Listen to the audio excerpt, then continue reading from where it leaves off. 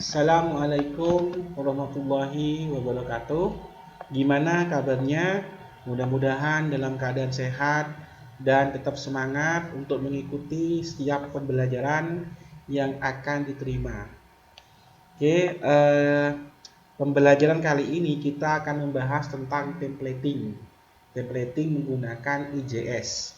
Sebelumnya, kita akan coba untuk mereview hasil dari pembelajaran kemarin. Oke, kalau nggak salah, pembelajaran kemarin itu kita simpan di folder node. Ini kemudian di belajar. Oke, seperti biasa ya, ini sudah dijelaskan pada pertemuan sebelumnya.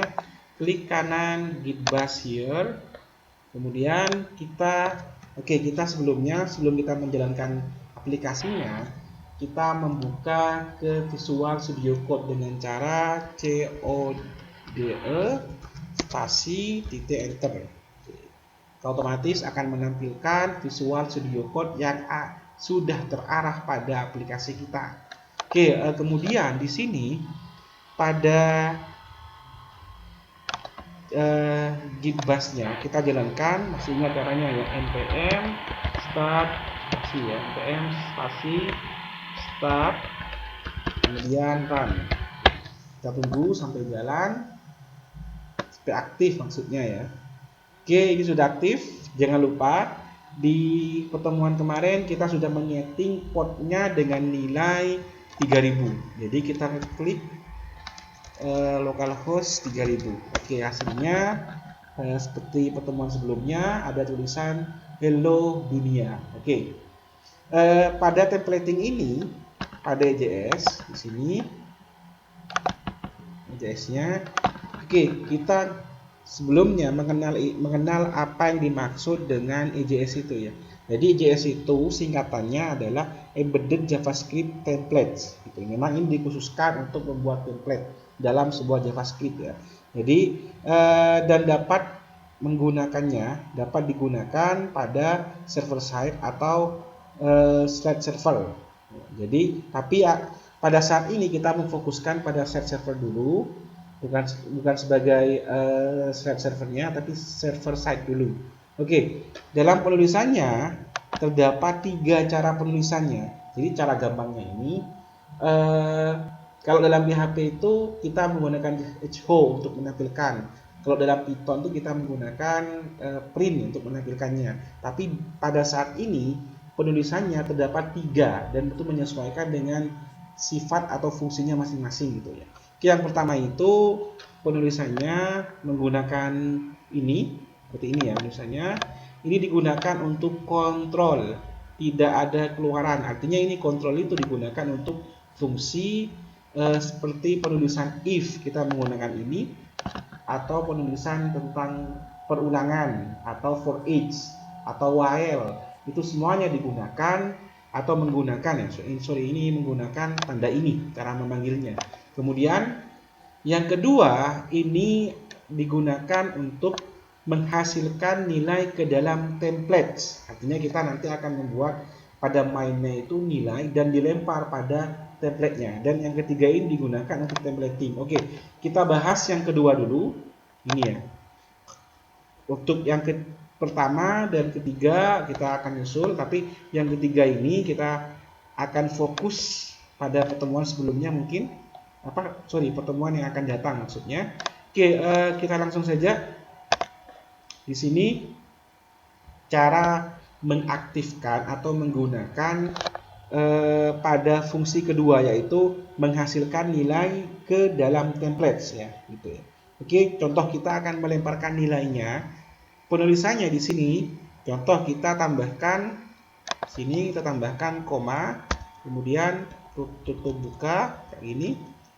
Kemudian contohnya kita kasih namanya itu kita kasih nilai. Jadi kita punya nilai namanya nama, dan isi dari nama itu contohnya kita kasih nama SMK Nurul Jadid, atau nama orang aja wis biar gampang.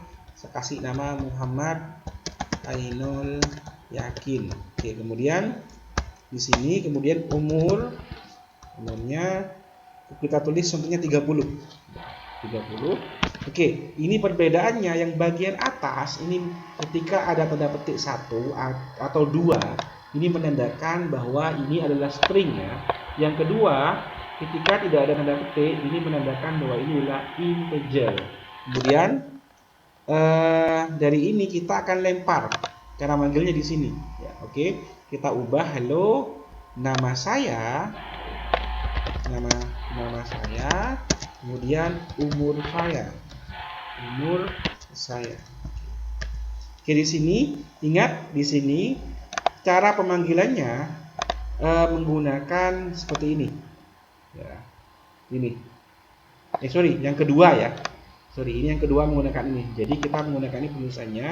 Jadi kita buatkan di situ nama saya, kita buatkan kemudian tanda seperti ini sama dengan penutupnya, jangan lupa.